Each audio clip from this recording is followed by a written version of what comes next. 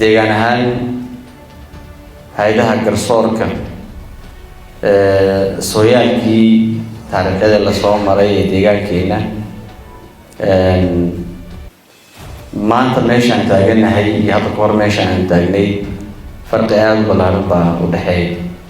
hadda ka hor waxaa jiri jiray in hay'adaha fulinta iyo hay'adaha maaragtay garsoorka iyo cadaaladda shaqooyinkaygu ay isbedeleen.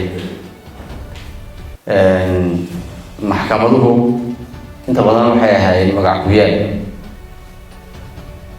go'aanadu meelaha ay uga dhaci jireen waxay ahayd fulintaa gaari jirtay. marka waxay ahayd meel waxyaabaha la fuliyo ama laamaha fulintu ay fuliyaan ay dhex marsanayeen. taa hadda waa laga yimiday, bilow fiican baa jira, isla xisaabtan baad arkaysaa. caqabadaha ka jira maxkamadda in wax laga qabto dadaallo aad dheeri ayaad arkaysaa. sidoo kale dadkii munaasibka u ahaa in la geeyo meelaha ay munaasib ku yihiin iyo meelaha kale ay ka jirtana in tababarro kala duwan loo sameeyo. xirfadihii loo baahnaa in la ururiyo ayaad ka arkaysaa meelo badan inay jirto. meelo badan adduunka waxaad arkaysaa dheelitirka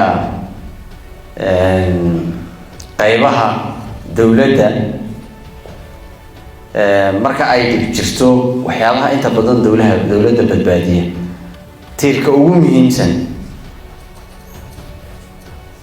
waxa weeye laamahan in hadda meesha u fadhin. waxa sarreynta sharciga suga, sidoo kale wadan ama qaran inuu dumi ka dhiga waa laamin. markay feelgaroobaan fulintu waxa wadanada badbaadisha waxa weeyaan laamahan.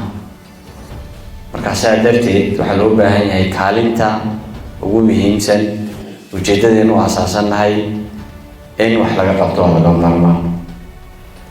ka xukuumad ahaan kolleen isbedelka ka bacdi waxyaabaha ugu muhiimsan ee deegaanka ka qabsoomay waa nidaamkii dowladnimo in meeshiisii lagu soo cesho. taana waxay ku xidhan tahay laamaha kala duwan ee dowladeed sidii loo baahnaa, sharciyadii lagu aasaasay, mid kasta inuu xilliga waajibaadkiisii ka soo baxo.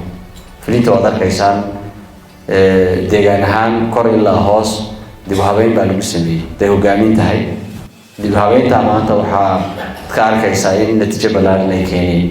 meel kaste waxaad arkaysaa horumarro bilowa, adeeg hufan oo maaragtay la isku day in bulshada ay hesho.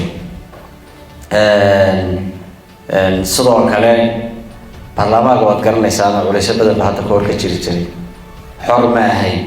marka iminka waxaa la isku dayay in ay xor ahaadaan, in maaragtay deegaan ahaan wax alla wixii bulshadeenu u baahan tahay, haday tahay bayaano kala duwan iyo nidaamo kala duwanba sidii loo baahnaa in la soo saaro oo maaragtay baahida ka jirtana laga qabtiro bulshadeena.